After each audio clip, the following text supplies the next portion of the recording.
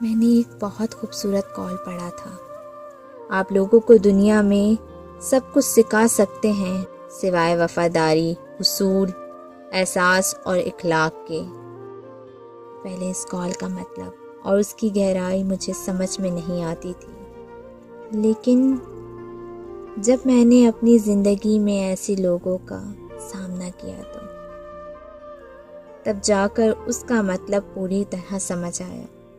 یہ صحیح ہے کہ یہ چیزیں انسان کے خون میں ہوتی ہیں، انہیں سکھایا نہیں جا سکتا۔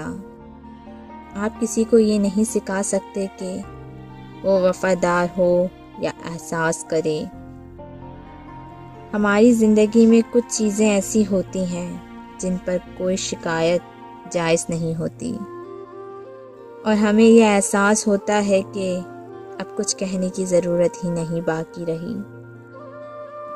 ہم چپ چاپ چلے جاتے ہیں، نہ کوئی شکایت کرتے ہیں، نہ کسی کو الزام دیتے ہیں، اور نہ ہی الوداع کہتے ہیں۔